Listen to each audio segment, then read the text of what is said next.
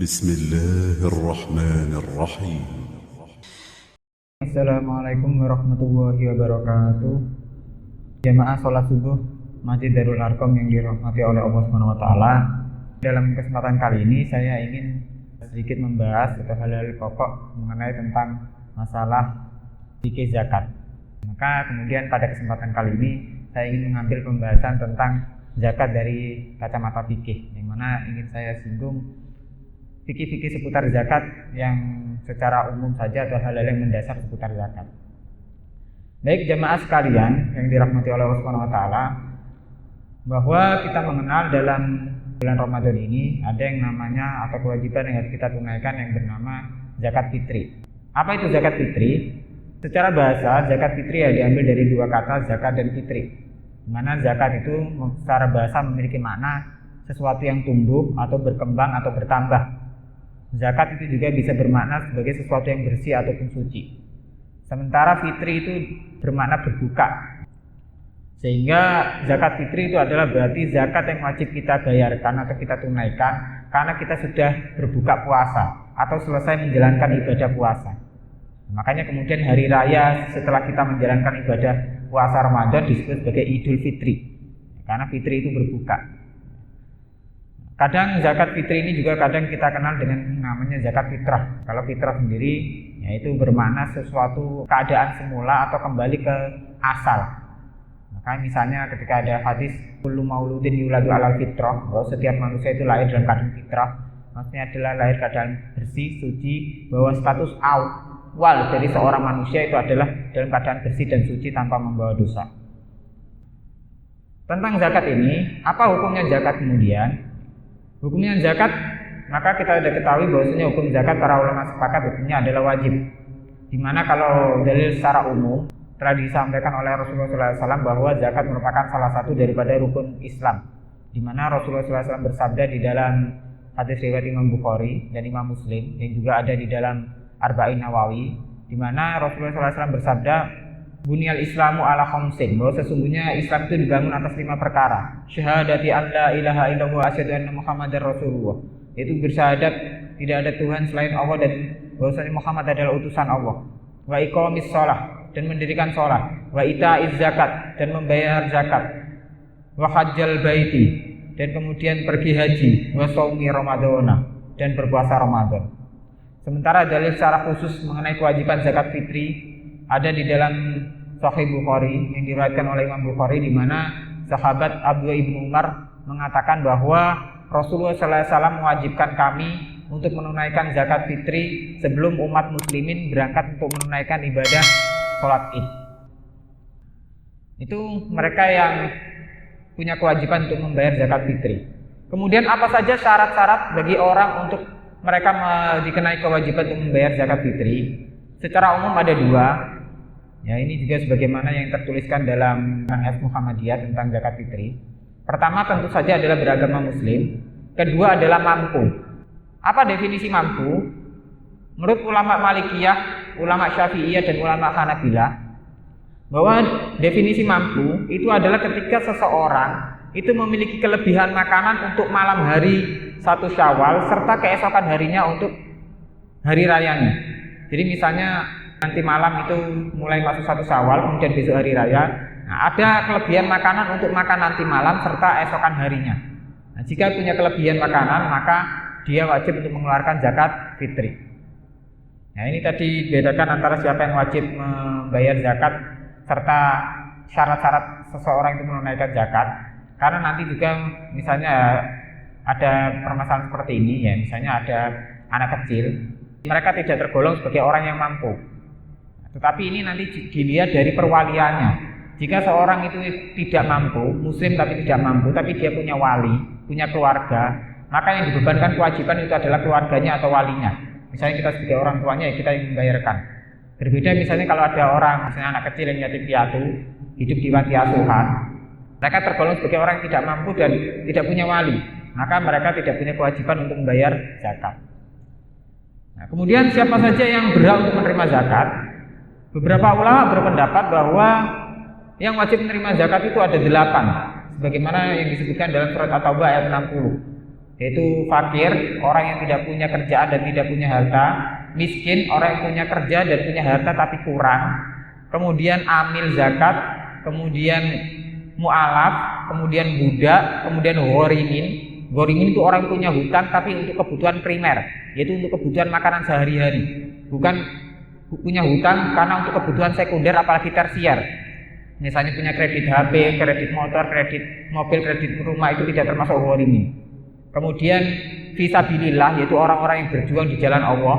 Kemudian ibnu sabil, orang yang berada dalam perjalanan. Tapi pendapat yang kuat mengenai masalah zakat fitri itu adalah bahwa zakat fitri itu hanya diperuntukkan untuk orang yang dua kelompok pertama, yaitu fakir dan miskin. Karena kalau di dalam pandangan Muhammadiyah yang diikuti oleh Muhammadiyah, bahwa penjelasan dalam surat At-Taubah ayat 60 tadi yang ada 8 kelompok itu mereka adalah orang-orang yang berhak menerima zakat tapi zakat mal, bukan zakat fitri. Sementara zakat fitri itu adalah tujuannya adalah untuk memastikan setiap orang itu punya makanan, sehingga mereka yang berhak untuk menerima zakat fitri itu adalah orang fakir dan miskin. Di luar itu mereka tidak berhak untuk menerima zakat. Ini juga yang pendapat ini juga yang diikuti oleh Muhammadiyah. Jadi berbeda antara orang yang berhak menerima zakat untuk zakat mal serta orang yang berhak untuk menerima zakat untuk zakat fitri. Ini dibedakan. Kemudian siapa atau kapan dan tempat di mana kita bisa membayar zakat fitri? Untuk masalah tempat, maka para ulama menjelaskan bahwa yang utama bagi kita untuk membayar zakat fitri itu adalah tempat di mana kita berada. Yang utama, bukan yang wajib.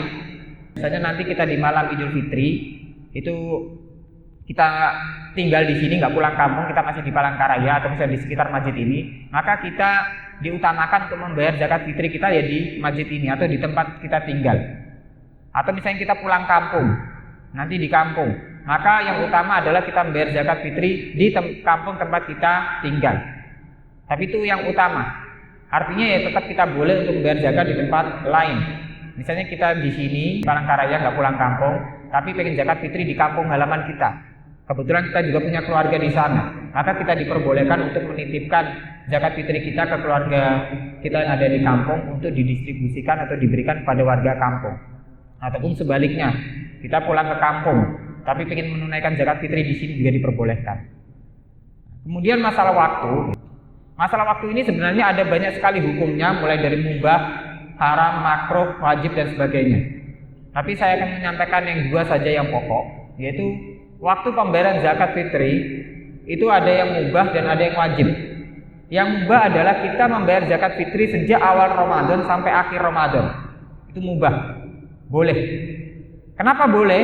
Karena sebenarnya waktu itu kita belum dijatuhi kewajiban untuk membayar zakat, tapi kita diperbolehkan untuk membayar zakat lebih awal. Sehingga mulai dari sekarang ya kita diperbolehkan untuk membayar zakat. Tapi yang wajib adalah ketika antara maghrib pergantian Ramadan terakhir dengan Syawal sampai sebelum sholat Id, itu yang wajib. Nah, kenapa wajib? Karena memang seorang muslim itu diwajibkan untuk membayar zakat fitri ketika dia masih bernyawa, masih hidup di malam takbiran atau di malam Syawal. Jadi kalau misalnya ada orang yang ya kita puasa Ramadan, kemudian ada seorang yang ditakdirkan meninggal sebelum pergantian bulan Syawal, misalnya tanggal 28 Ramadan atau 27 Ramadan, maka dia tidak wajib bayar zakat. Karena memang zakat fitri itu adalah zakat ketika dia menyelesaikan puasa Ramadannya. Makanya tadi hukum membayar zakat lebih awal itu boleh, karena belum punya kewajiban, tapi ya dia tetap boleh untuk membayar. Tapi kalau sudah masuk waktu tempo, yaitu ketika pergantian bulan Ramadan ke Syawal, yang ditandai dengan waktu maghrib, kemudian malamnya kita takbiran sampai sebelum Id, kita masih hidup di waktu itu, maka hukumnya menjadi wajib. Jadi yang wajib adalah yang waktu singkat tadi antara waktu maghrib sampai sebelum sholat Id. Sementara yang mubah adalah sejak awal Ramadan sampai akhir Ramadan. Ya barangkali contoh kalau semuanya numpuk di akhir itu kan mungkin mendapatkan panitia, maka ya diperbolehkan membayar zakat lebih awal. Kemudian terkadang masalah distribusi zakat ini juga ada permasalahan. Misalnya ketika pihak panitia itu mendistribusikan zakat, setelah habis ya sampai habis orang-orang yang berhak kita beri zakat, ternyata masih ada sisa zakat yang kita miliki. Misalnya di hadis itu katakanlah membagikan zakat, Ternyata semua orang sudah dibagi, tapi masih ada banyak stoknya. Sementara kalau kita mau bagikan lagi, waktu sudah hampir habis. Artinya misalnya sudah masuk sholat id. Padahal pendapat dari 3 ulama, yaitu ulama Malikiyah, ulama Syafi'iyah, dan ulama Hanabilah, bahwa namanya zakat fitri itu harus dibayarkan sebelum sholat id. Kalau sesudah sholat id, maka itu tidak disebut lagi sebagai zakat fitri, tapi sebagai sedekah biasa. Nah, terus bagaimana?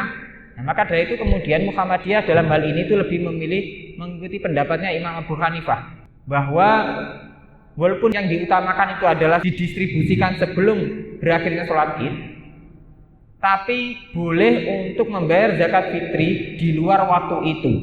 Artinya tidak harus pada waktu itu saja, yaitu antara maghrib sampai sebelum sholat id, tapi juga boleh dibayarkan setelah itu. Walaupun ya lebih utamanya kita membayar sesuai dengan waktunya agar memudahkan distribusi dan sebagainya. Karena terkadang ada masalah-masalah seperti tadi.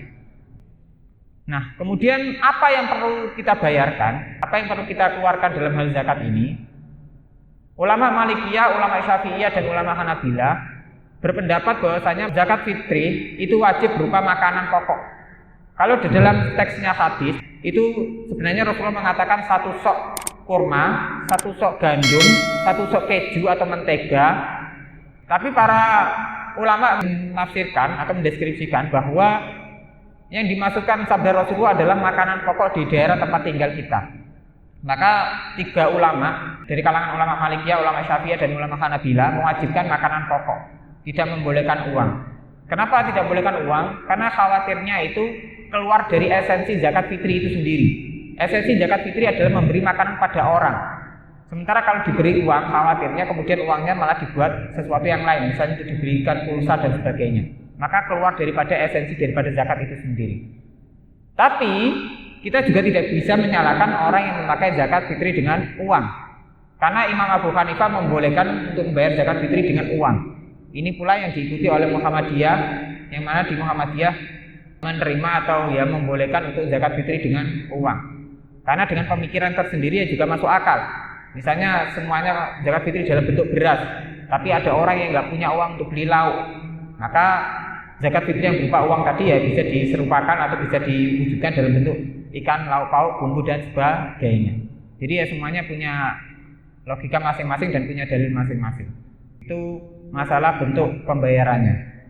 Nah, sementara ukurannya tadi ya 1 sok, bagaimana dalam hadis riwayat Imam Muslim, di mana sahabat Abdullah Ibnu Umar mengatakan bahwa kami diperintahkan oleh Rasulullah untuk menunaikan zakat 1 sok kurma atau 1 sok gandum bagi umat muslimin sebelum menunaikan ibadah sholat id, baik bagi budak ataupun bagi orang merdeka, bagi perempuan ataupun laki-laki, bagi anak-anak maupun bagi orang dewasa.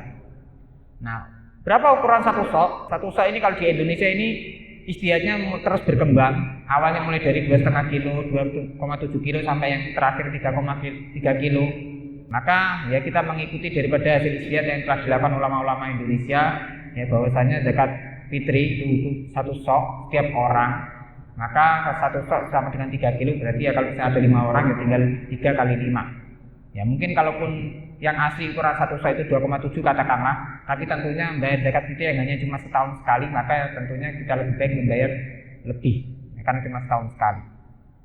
Nah, itu sedikit hal tentang masalah zakat fitri, tentang pandangan dari berbagai ulama serta bagaimana juga pandangan Muhammadiyah dalam masalah zakat fitri ini. Baik, barangkali itu saja yang bisa saya sampaikan dalam kesempatan kali ini tentang fikih daripada zakat fitri. Semoga bermanfaat. Subhana rabbika rabbil izzati amma yasifun wa salamun alal mursalin walhamdulillahi rabbil alamin. Wassalamualaikum warahmatullahi wabarakatuh.